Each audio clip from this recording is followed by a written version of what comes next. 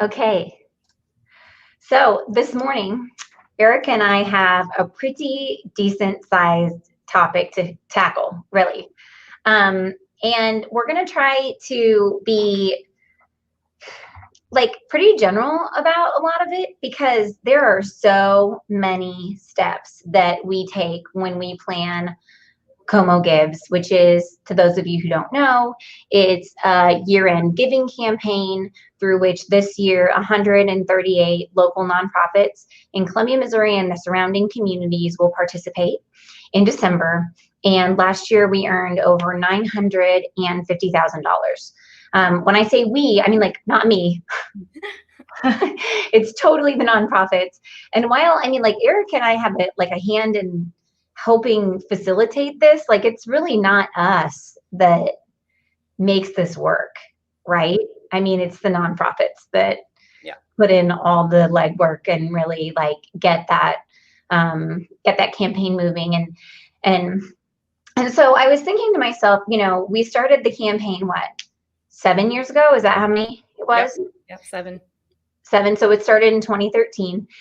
And that first year we earned $60,000, was it?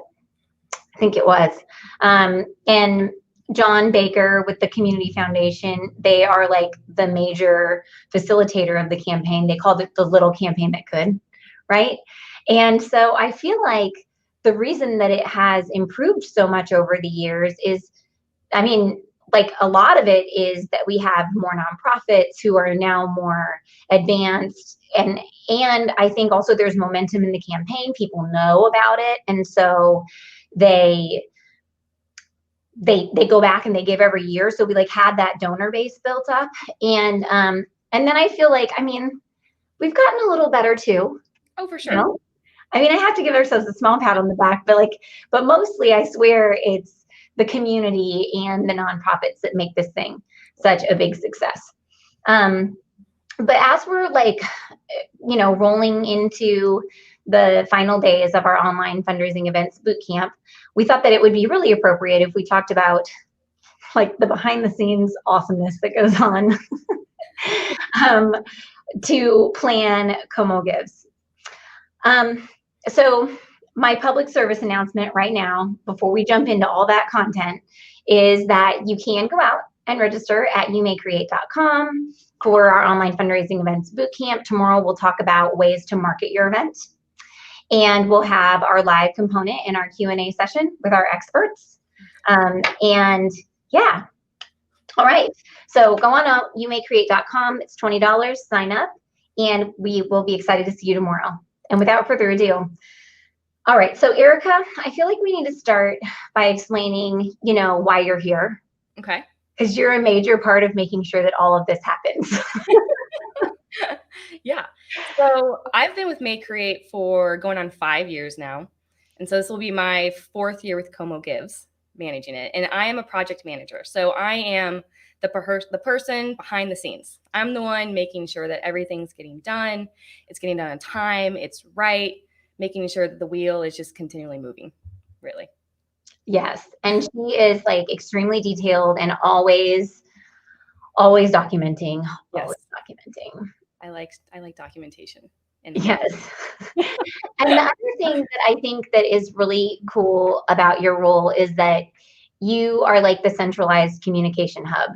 You're the centralized communication hub in our office, like between our staff, but you're also the centralized communication hub between us and the nonprofits, us and John, who is the client in this case, the Community Foundation. So if one lesson can be learned from running a successful like marketing department, it is having a centralized point of communication like an Erika, because she manages it all and then she kind of disperses it to where it's supposed to go. Yeah, I think one positive of having a me is that I am not a creative. I'm the person that's like handing out the creative. So I'm never too close to one thing. I can have that like overseeing, making sure it's getting done and not getting too honed in on this one piece, really. Yeah, I could see the distance being a definite benefit, but because you hear the questions from the clients all the time and you hear the questions from the creatives all the time, I feel like you do a really good job then of picking out all those details that maybe we didn't think about along the way because you bump into them on each side. Yeah. And I'm not going to say that, as a big picture person, sometimes it isn't a little annoying because, like, really, Erica, you need that question answered now. No. So to all you executive directors out there working with your marketing friends, I get it. I do. But you need people like, oh wait, like this girl over here. Wait, how do you do that? The camera's backwards. I think you're pointing at me. Okay, so I feel like I wanted to start out this conversation with some of the biggest aha moments that we had with running this campaign, because having done it now for 7 years, we definitely learned a lot of things along the way, right? Yeah. And some of them were to make your job easier and to make John's job easier and to make the whole communication process with the nonprofits more streamlined, because we had a lot of iterations of how we communicated back and forth. So what do you think is the best thing that we ever did with doing this campaign? I think one of the biggest things for me was when we started creating that sheet of things that we can improve on next year. Because in the moment we're like, oh my gosh, we've got to like get better at this. But then 3 years down the line, like, or 3 months even, you're like, what was it? I don't remember. So that was a huge one for me. And now, like, even John put stuff in there. We all put things in the sheet because we all know this, we're going to come back to this. This is like a really big deal for this next year campaign because we're always trying to improve. I think that, like, in line with that, another really good thing that we do is having the organizations come to us after the event and we all get together and they say what went well and what didn't.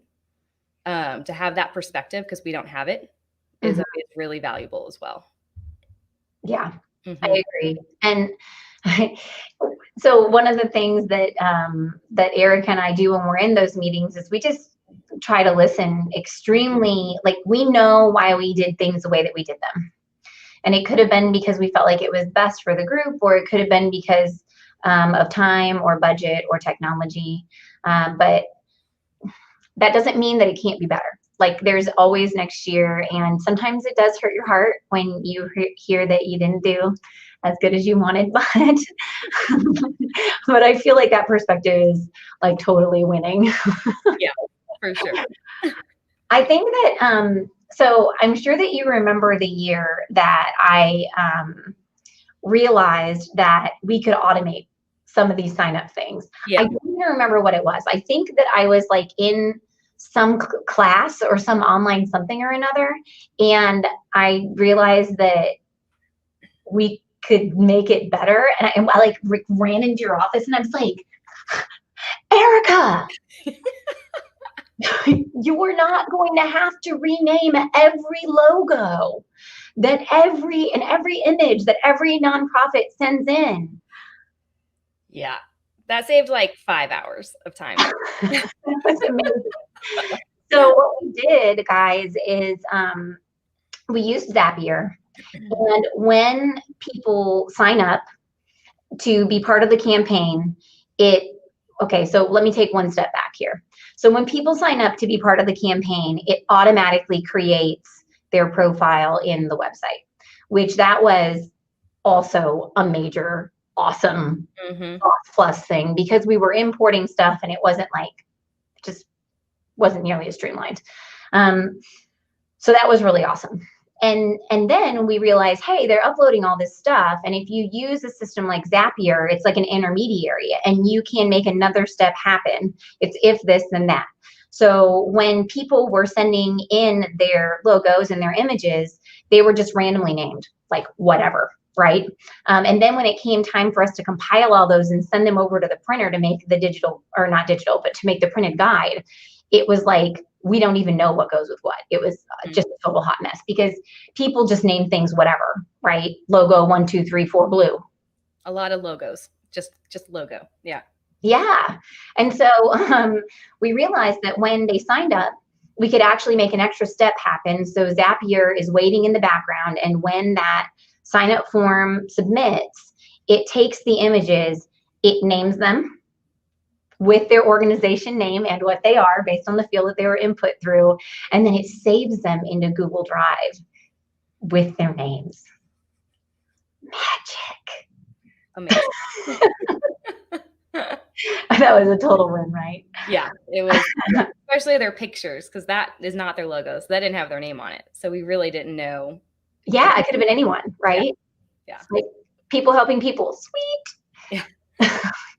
But where does it go in the book? We don't know. And then I think that like this year, one thing that I have really, really enjoyed that we implemented that we did not do last year is we started a focus group of nonprofits so I can pull them with questions. So as I'm doubting, because whenever I plan an event to educate people, like I don't want to say if it's the perfectionist in me or like the want to do good, you know, like I want to give them the information that they need. I would just be like, I don't know, is this the right thing? Is this what they need? And so having that focus group this year has been amazing. And then the other thing that I'm really proud of is that Jason did a donor survey this year, and getting those results back from the donors was awesome. And he has written it all up in like a report. So if anybody wants that report, you can just, you know, put in the comments your email address here and we'll get it to you as soon as we get it all polished out and John gives us the go ahead to share it.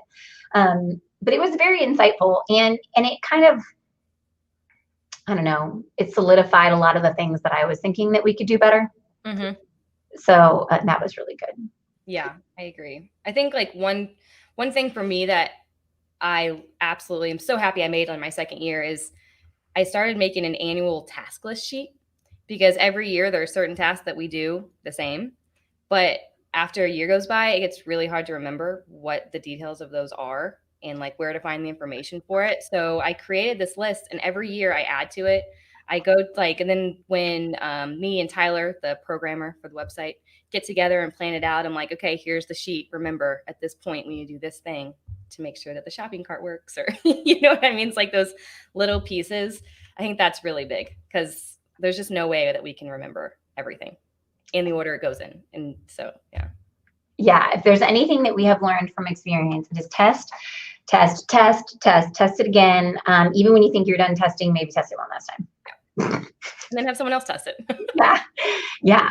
Especially somebody who isn't used to using that user interface. It makes a big difference to hear how it's working for them. And I mean, Erika, how many years have we gone live with the campaign and thought that we had every detail ironed out, and then that first day? Pretty much every year. Yeah. I mean, and you should see this lady's documents that are like guiding her through all these steps. Like they are so detailed, and yet so, like, guys, if you're doing a virtual fundraiser, I just want you to know that there's going to be some hustle at the beginning because there's going to be some weird stuff. And every year we're like, how would we have known that? Like remember the year when we realized that, how long did it take us to realize that if you had a special character in your name, like a dash or a hyphen, that it would break the programming? Yeah, that took us like 2 days to figure out. That was awful. That was, yeah. And we were like, how would we have known that? Like really? So it's also a little bit of a humbling experience, you know. But it makes us better at everything else we do. Yeah, for sure. Because yeah. So the best things we ever did: keeping track of what worked and what didn't in a document, having follow-up meetings with our nonprofits, starting focus groups of our nonprofit participants, also having a survey that we gave to the donors, automating signups, automating like intaking, renaming images, and then that annual task list sheet. like to guide us through the setup. And I'm telling you, like, okay, so I'm going to tell a story on Rotary for just a second about the task list sheet. So every year, our Rotaries come together and they do a Thanksgiving luncheon, and it rotates between the Rotary groups. Did you have to help plan it for Rotaract? No, it was before my time. Okay, so every year it happens at the same place. It's kind of the same thing, but everybody has to start from scratch because there's no master task list. And so people who are not event planners have to sit down and plan an event together. You know what I'm saying? Like, every time.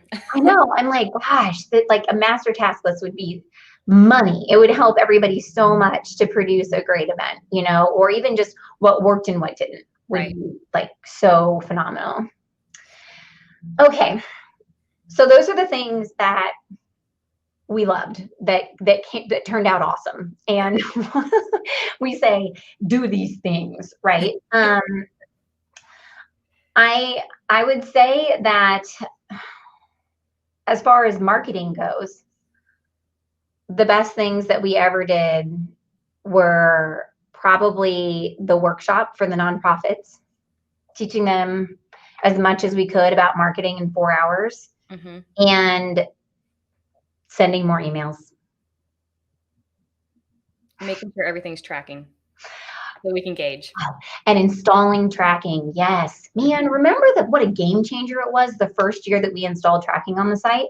Yeah. Like, I was in there like a psycho. And we do have like that benchmarking sheet as well. So every single day of the campaign, I go in, I benchmark where we're at. And we even have like, we know, like it's on the board outside in the commons area of our office, how much money needs to come in for Como Gives every single day. And when we hit it, we celebrate, and when we don't hit it, we like do math and figure out how much more money we need to make in the future days. But what's really crazy is that a certain percentage comes in on the first day, and a certain percentage comes in the last 2 days. And it's almost the exact same percentage every single year. So that's really good to know. But yes, from a marketing perspective, I think email. Yeah. We've tried Google Ads a couple of times. No. They're not killing it. I want them to be awesome, but they're not getting me where I want to go. And then I also feel like peer-to-peer has been a great marketing avenue for the campaign as well. So now it made things more complicated, and it does make things more complicated to run the campaign that way. But peer-to-peer is pretty awesome. Go ahead. It has high potential. Yeah, it does. We're going to focus on it wholeheartedly this year. We are going to educate the peer-to-peer campaigners. We're going to educate the nonprofits about doing peer-to-peer campaigns. We are going to give them recipes. We are giving them a video to watch to figure it out. Like everything that we can do to make peer-to-peer work this year, we are doing it. Yeah. Because we realize how much potential it has, really. So peer-to-peer had like last year, like an 8% conversion rate, which, I mean, so email has a much higher conversion rate. I wish that I remembered the exact percentage on it. Like when people go directly to the website, they're like 17% conversion rate. And then email is, I want to say like 16 or something like that. And when I say conversion rate, I mean like go to the website and donate. But peer-to-peer was about 8%. But I feel like people went and they learned about a nonprofit that they'd never heard of before. So even if they didn't donate, they still learned. And that is like so powerful, because next year, then we have that opportunity to talk to them again, potentially. And that's what our nonprofits need, is they need more people to know about their mission and get in front of more people. So yeah, so from a marketing perspective, like the best things that we ever did were not doing as many Google ads, doing more emails, educating our nonprofits, and really pushing peer-to-peer, I would say are like big wins for the campaign. Yeah. Okay, so the next thing that we wanted to talk about was like kind of how it all flows together, like how it comes together on an annual basis. And we're going to try to keep these more big picture. Now, before I do that though, I have to announce my contest, right?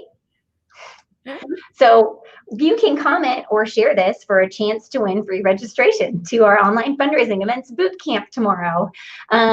So it's not just tomorrow. We are actually, it's an on-demand library of content, interviewing people about everything from giving value to your event sponsors to running a virtual golf tournament, running a 5K, a gala, like so many great ideas out there. It's $20. So you could register right now at youmaycreate.com, or you could comment or share for a chance to win free registration to online fundraising events bootcamp.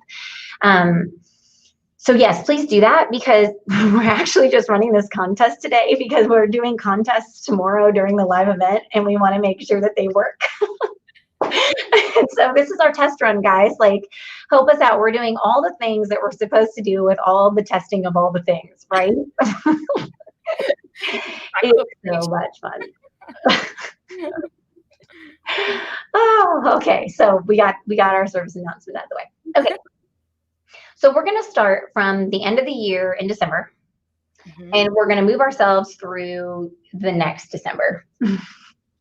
And like I said, we're going to try not to go too in detail because I feel like we could do like so many conversations about this to show people our misadventures and our like and the things that we've learned, right? Okay, so Erika, kick us off for December. What do we do in December? Okay, so December, that's when we're gonna start like the end of December. That's when we go through and we look at our list of documentation, because this December, remember, we're documenting everything that we think that we could improve on or might be a good idea for next year, so that we can look at it with, clear eyes. And then come January, actually, this should probably be in December as well. So we also, pretty quickly after the event, we kind of have a debriefing so that it's fresh in our memory and we can go over the list of things that went wrong.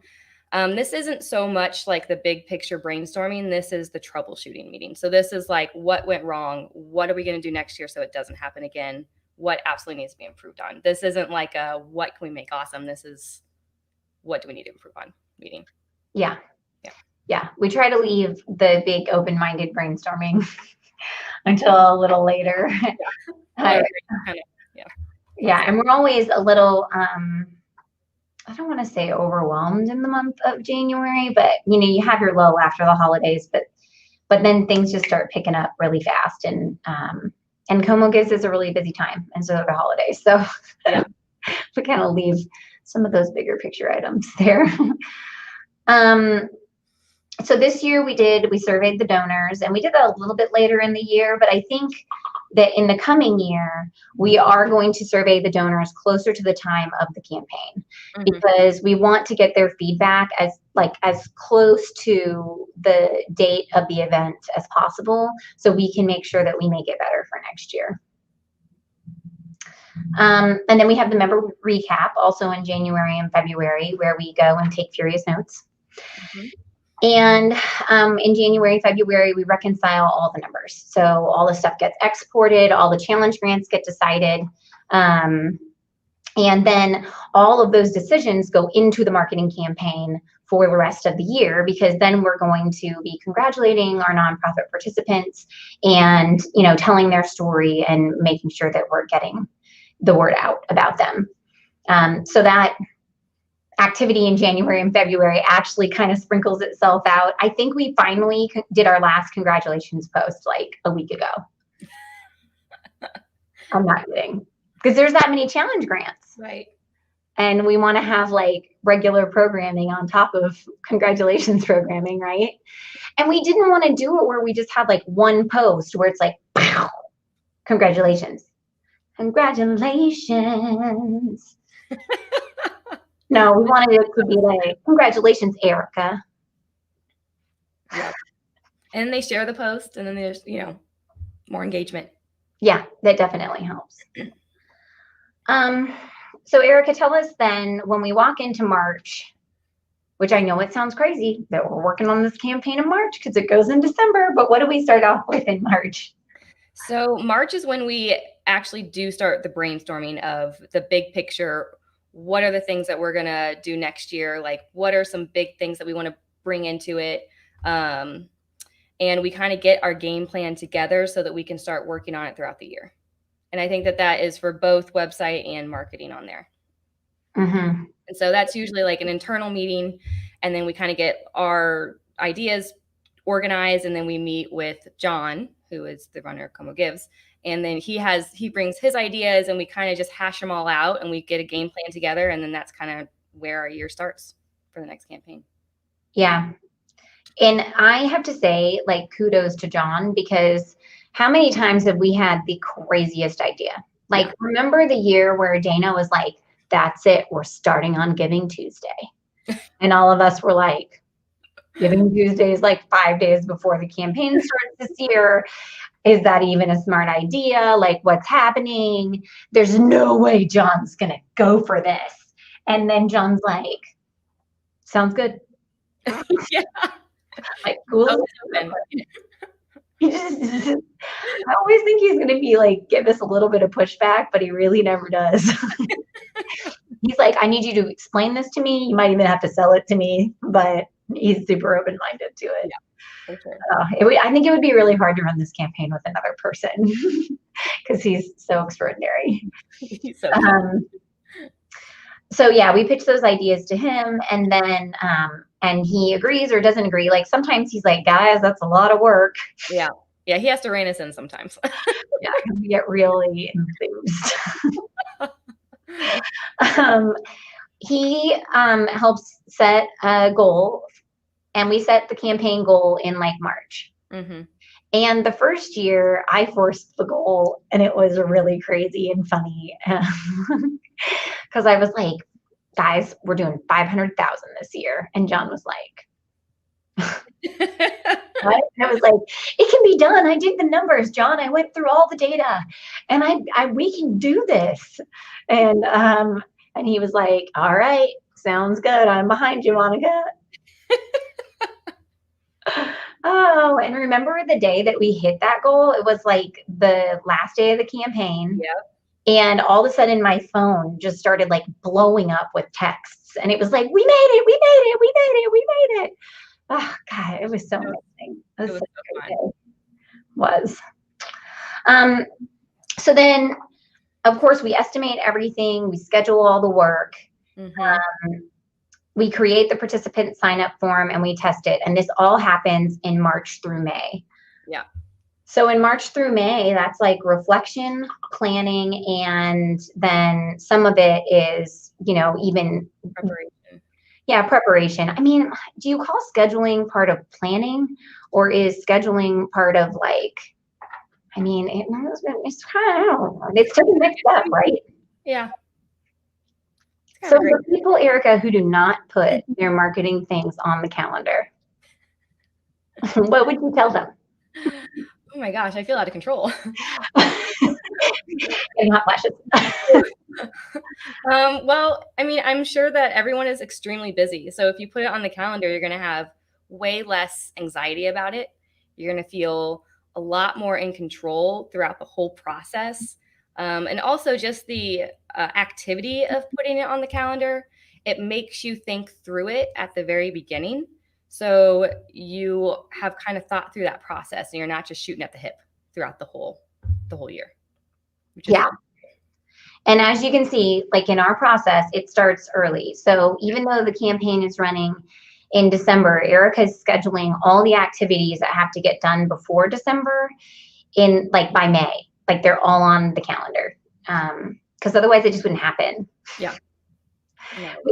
Because it's crazy. Like even last year we said, you know what, we're going to do a better job. We're going to make sure that we do some emails out to our donors in the middle of the year just to keep them engaged and excited.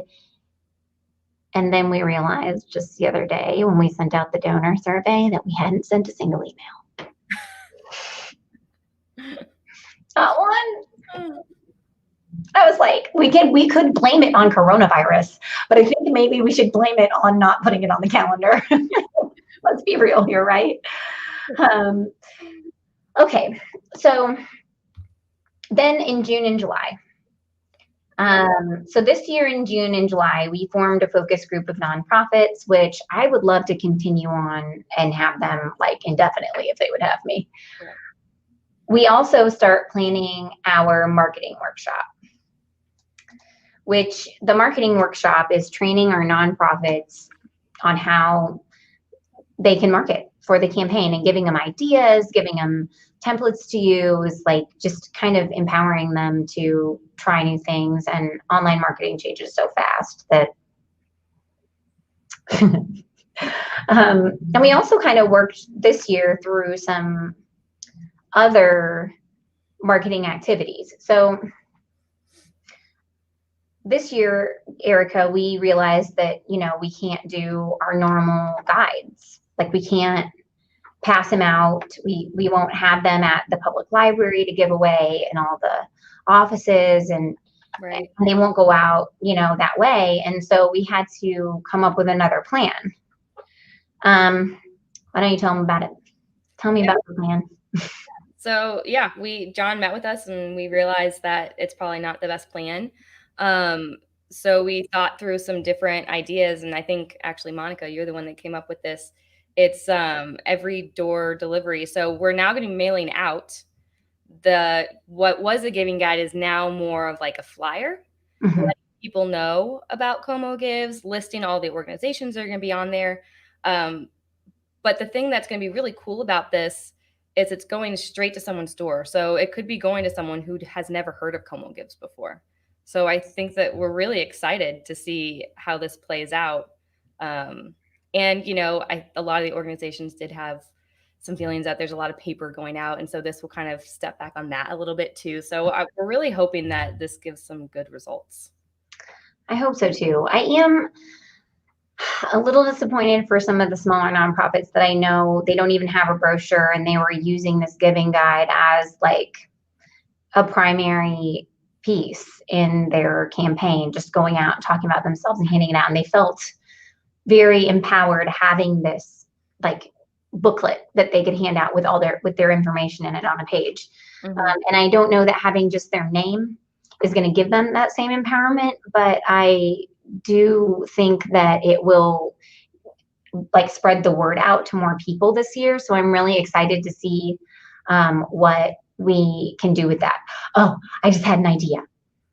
Make sure that QR code on there has a unique domain, like a unique URL.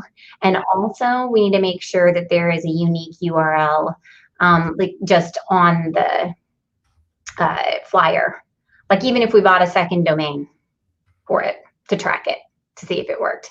Do you see how this works, guys? I'm like, whoa, I have this idea. And then I tell Erika, and you see how Erika just pulled up the document and she just started typing in the document because she's like the purveyor of information. You see how important this lady is? I don't know if any of the ideas would come to fruition without you, Erika. Your details together. So in June and July, we also start updating the website. Yeah. And our first part there is like testing that sign-up form. And that is one where we test a lot, but then we also give it to someone who has never worked on a website before to test it as well, because we work on websites all the time. So to us, what we think is intuitive may not actually be intuitive to someone else. So that's when the outside perspective gets really important. Yes. So when you guys are setting up your sign-up form for your online events, this is a great practice. Like test it yourself, have someone else in the office test it, like have someone who's not tech savvy test it. Oh yeah, have them test it for sure. And if you can get them to like record themselves testing it. So there's a service that we use called Loom that will actually record your screen. And so if you've got a volunteer who will test your sign up form for you and record their screen while they're doing it, that can be a huge benefit to you. And also, if you have a donation page that you're sending them to, have them test that donation page as well. Because just watching them, and if they talk out loud while they do it, it's pretty enlightening, really. They're like, what's happening? Where do I go? Where do I click? It's awesome. And then also this year in the sign up form, we did something new, which I think that anybody who's holding an event should absolutely do, which is asking people for a little bit more information when they sign up so you can use it in the marketing of your event. So for us, yes, we are working with nonprofits and they're signing up and they're giving us details about what they used donations for last year and how those donations impacted their organization. They are also giving us extra photos that we can use. And I feel like when you're having people sign up for your event, you should ask these same questions. Ask them, why are you excited about coming to this event? What are the things that make you do it every single year? And if you could even ask them for photos if you wanted to, so that you can market the event. You might not need photos. You might need photos. I don't know.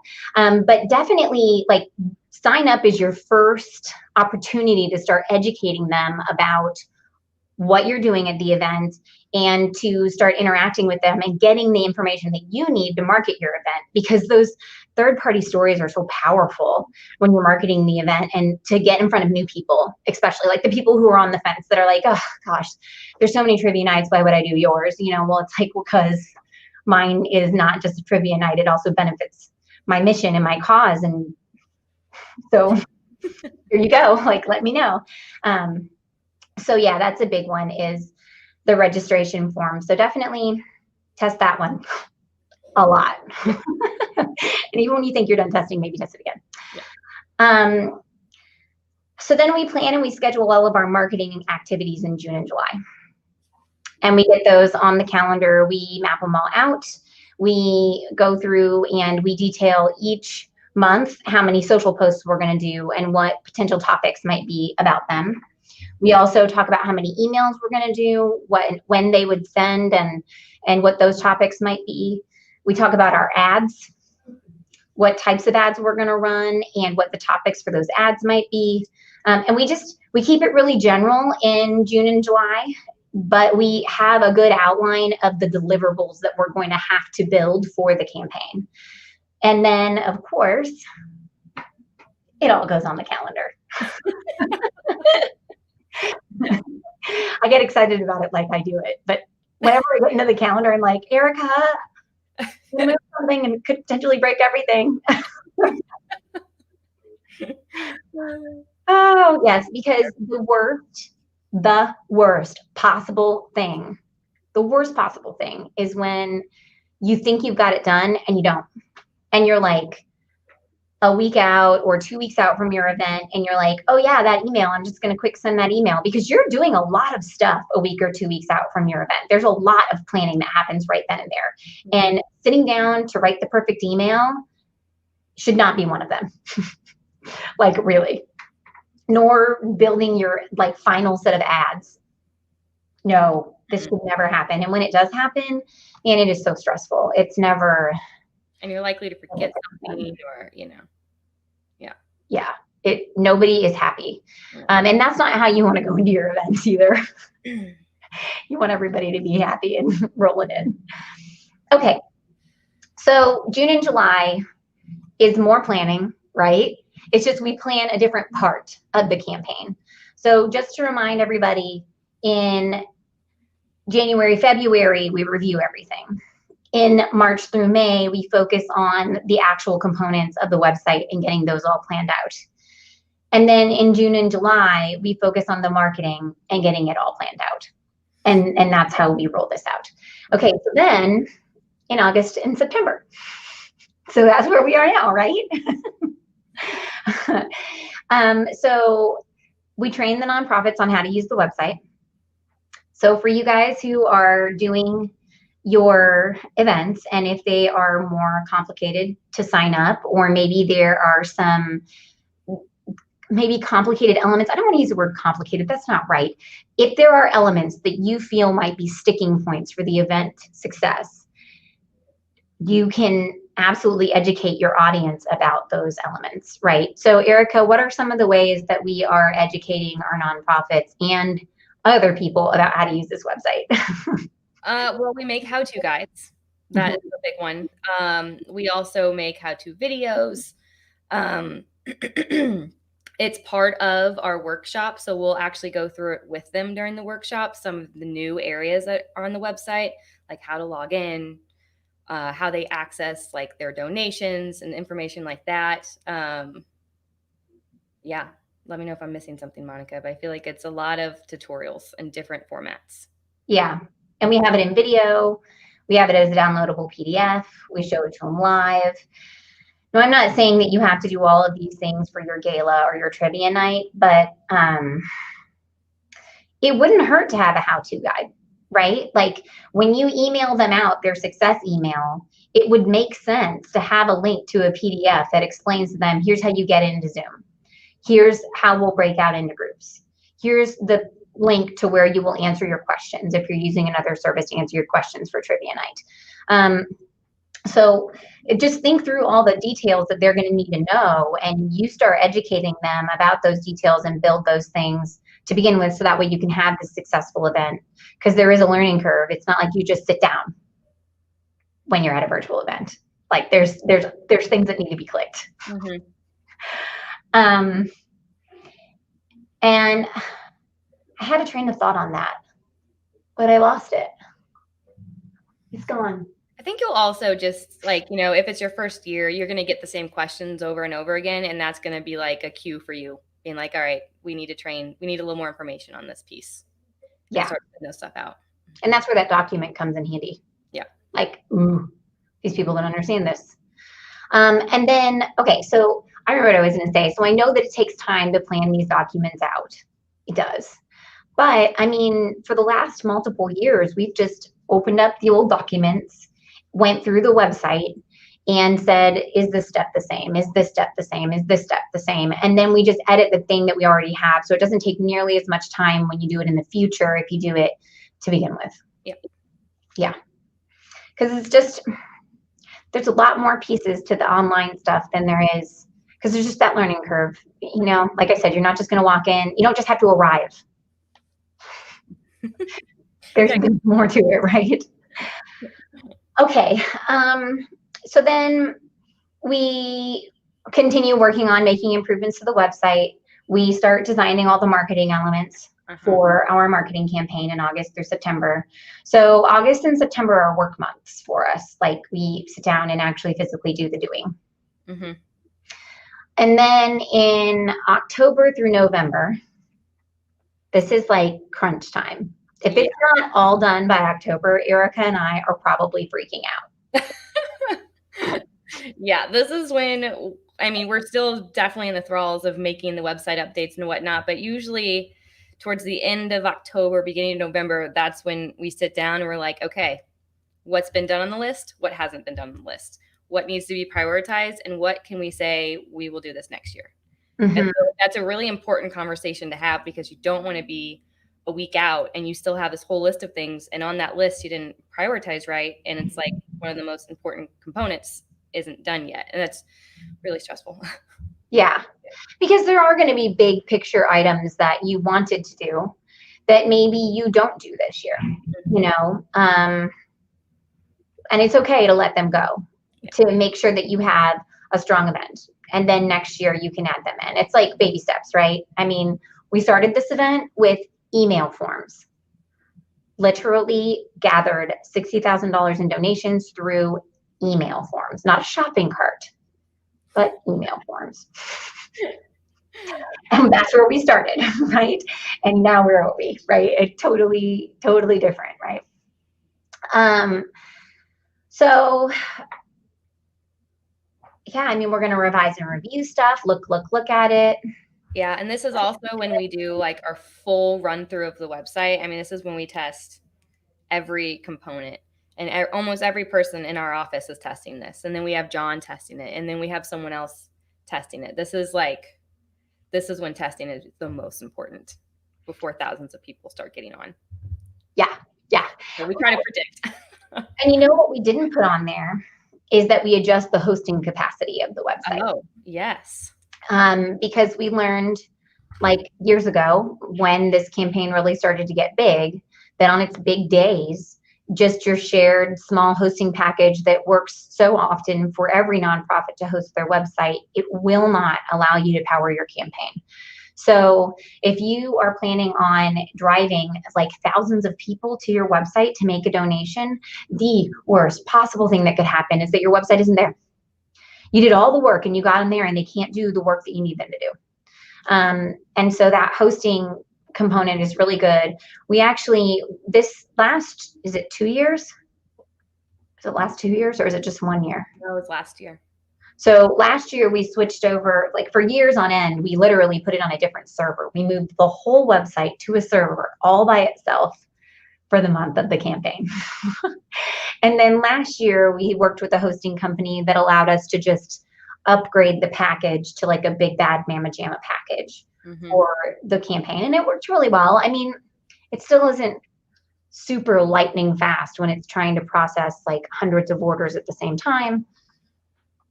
We're working. We might even look at another host this year. So I know that it's a lot of work to move your website, but if you are planning on generating thousands and thousands of dollars through your website and it's going to require you to move it, it's just, it is what it is. Like it has to happen because your website can't be down. It has to be ready to take donations and the donation form has to work. Hence all the testing and the moving of the things.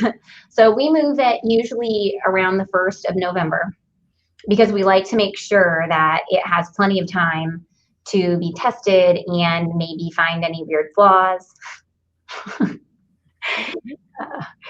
before there.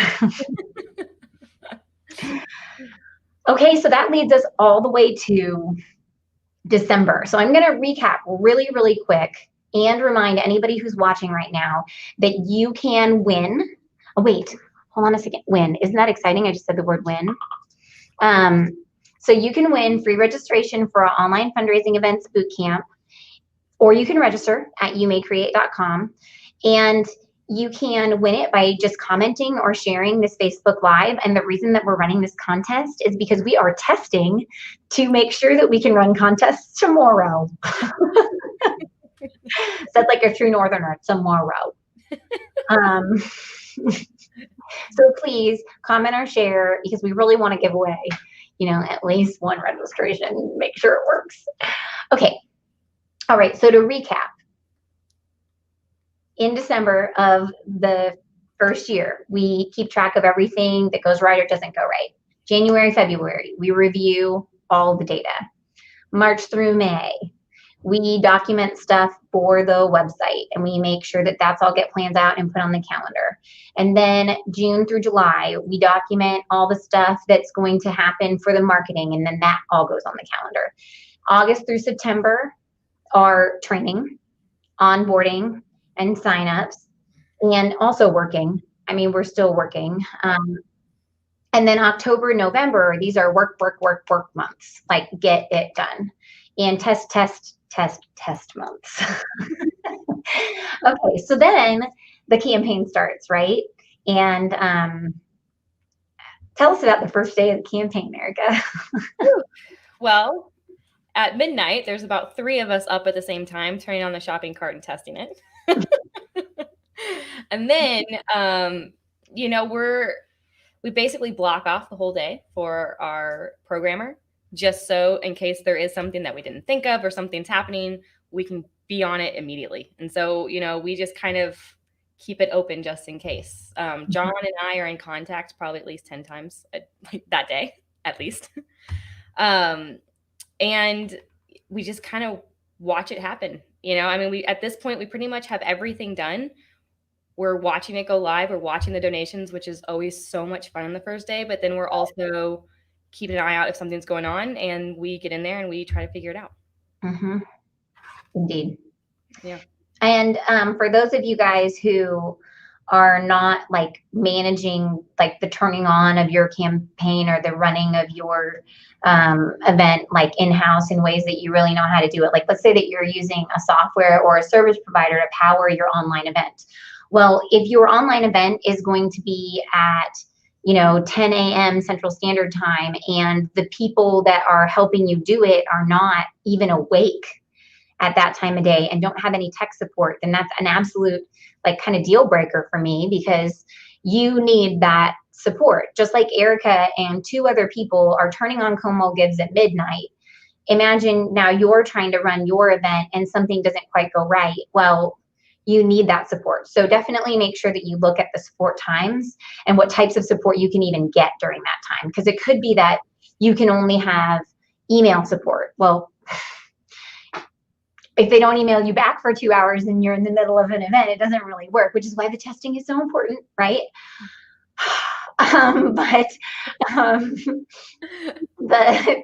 but outside of that too, I mean, you definitely need to make sure that you can, like, at least at the very least chat them, because you never know. Like, you just don't. Yeah. Or get an expert, right? So we turn the campaign on, and then we answer questions as the campaign runs. So make sure that you're there for tech support. I would literally have a dedicated team for tech support for a virtual event. Like, we have John and his assistant, and then we also have Erika and our team, and we're always here to answer questions for the people that are participating. So if you're running an online event, it's not really any different. You're going to need to have people that can support. The challenge is if you're like live streaming an event, you can't be the person, like if you're in front of the camera, you can't be the person who's doing the support. You need other people to do that. So make sure that you get some friends that are going to help support what you're doing. Yeah, and definitely think about that, in advance on like what's the chain of command there, because you don't want people going to multiple people, and so no one exactly knows what's going on because it's different. You want to keep it organized, and so everyone knows what's going on, what's correlating, because that sometimes is really important if you're trying to troubleshoot something. Yes, and like if the same 4 people get an email, then we'll all answer it like immediately. Yeah. That's not what you want, because you need those people to be doing other things during your event. So actually delegating your tech person and then allowing them to kind of Erika it out, meaning delegate, pull in people as you need them, have a second line of tech support potentially.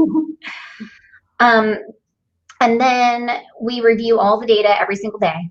Yeah. Because our campaign runs for a whole month, we change our strategies sometimes. It doesn't work that way if your event just runs for one day, right? But you can see whether your marketing is working or not leading up to your event. So making sure that you understand where you think you should be and what you think should be happening on your marketing, setting goals before you do it. Then when you come back and look at it, you can be like, you know what, this is really just not working. It needs to change. And don't be emotionally tied to those things. Like Katie and I went to a Google AdWords training, and we were pumped. We were doing Google ads for Como Gives. We were like, yes, this is so great. And we had these beautiful pictures, and we were totally pumped about it. And we had allocated a lot of budget because we wanted to get in front of new people. We wanted new donors that we hadn't met before. And I gotta tell you, nobody donated. Like literally no one after like day 5. And we were like, done. Okay. Like, what do we need to do now? And Katie was like, I'm going to send more emails. I'm writing them right now. And I was like, okay. And then like the first email that she sent brought in like $14,000. And so I was like, we made the right decision. 14,000. Yeah. Right decision there. Yeah. So don't become emotionally tied to your stuff just because you thought it would work. If it's not working, it's not working. Okay. And then, of course, encouraging your nonprofits, celebrating successes. So what that looks like to you is as your campaign is running, you're going to thank people. You're going to say, you know, Erika just donated money and it's so amazing because it's going to be used for this great thing. Or you could ask Erika, why do you support? And you could say, Erika donated money because she supports us this way. Like, this is how she believes. And just making sure that you are like celebrating and supporting and making sure that you're thanking people all along the way. Some of the best social media posts that we do are the ones where we just let people know what's going on. We're like, we're 3/4 of the way to our goal. And everybody's like, yes. And they're all liking it and sharing it. And, you know, you'd think it would be something else that really got them excited. But that little knobby thing, it's the dial. Getting closer to the goal. I know, or the leaderboard. Sometimes Yeah. they take shots. I think it's also like the celebrating successes. It's also really important to do that internally as well, because at this point, you've worked so hard for so long. Everyone's getting tired. So it's important to like remember why you're doing this and celebrate with your team, to keep up the energy. Yeah, for sure. Especially, I mean, I think it's hard for us because we do have a lull in the campaign, and we all get a little nervous. And then we have, Christmas over the campaign. And so we get kind of nervous then too. But then when we actually like get anywhere near the goal, it's rewarding. Yeah. It's like the best feeling all year, right? It's so awesome. Because we worked really hard to get there. Well, and it wasn't just us either. Like, we're just telling you our part. We're not telling you what every single nonprofit involved in the campaign does. Like, they are doing the same stuff, right? It's just they don't have to build the platform.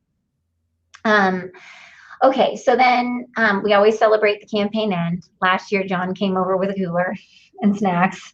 It was awesome. And of course, you're going to document all the stuff that you want to change for next year. Yeah. I mean, I don't know. There's so many things. I feel like I should recap it. Yeah. And then we have everything that we need to share with people about like how on earth does this all work together. So remember, in December, during your campaign, you're going to keep track of all the things that went right and didn't go right. Put them in a document. And if this is your first time doing it, you're also going to want to make that master task list of all the things that need to happen to pull off your event. And then in January and February for us, we are reviewing all the data, surveying people, talking to the participants, making sure that we have a clear picture of how it went, both physically, emotionally, and digitally. Then in March through May, we dig into all the marketing data. We plan out all the stuff for the website. We put it all on the calendar. In June through July, we finish up all the marketing plan and we put that on the calendar. And we also plan the workshop for our nonprofits, the educational part there. August through September, we're training, we're onboarding people. So that would be like your sign up phase. And then October, November, we are working, making sure that everything gets done and checking all those items off the list. And this is when Erika suggests that you come back to your list and you mark off all the things that you did and didn't do to make sure that you don't miss anything. And then in December, we launch the campaign and we run it and we support the people in it and make sure that we celebrate the successes and encourage everybody to get her done. And that, my friends, in a nutshell, is how we plan the marketing for $1 million fundraising campaign. And that's just our part, once again. Like, it's not the part that like the radio stations do, the TV station does, the nonprofits themselves do. I mean, there's just... Or John recruiting, Oh, man, yeah. He's hustling, like, definitely. It would be interesting to have the same conversation with John. Yeah. And like, what are all the things that you do throughout the year? Because I know that you do a lot of things throughout the year. Right. All right. So one last public service announcement for everybody, of course, is comment or share this Facebook Live for a chance to win free registration to our online fundraising events bootcamp. We are testing out the contest feature to see if it actually works. And if nobody comments or shares, I don't have anybody to test it out with. So please comment and share so that way we can give away a free registration to both our live event tomorrow and to our online fundraising events bootcamp, which ultimately 9/10 of it is on-demand content that you can consume in any way really you want to. And I say anyway, and I really mean it. Like, you can download the Cliff Notes and just zoom over those. You can listen to it on, like a podcast, or you can watch it as a video, and you're going to learn things like how to give value to your event sponsors, how to do a gala, a 5K, how to stream an event. I mean, so much great knowledge in there. Even if you don't win, please go over and register at youmaycreate.com because we would love to have you. And I really think that it's just some amazing content. I learned a lot. I would not even be on this Facebook Live doing it this way if I had not listened to all of these interviews with these online event planners, quite frankly. So they're just really smart people. Well, and we have a couple nonprofits too who ran really good events, a trivia night and a 5K that allowed me to interview them and learn what they use, their software and all their processes. So it's pretty great. All right, guys, so that is it. You can go forth and market with purpose. Bye. Thank you, Erika, for being my support crew. Yeah, it was fun. Bye.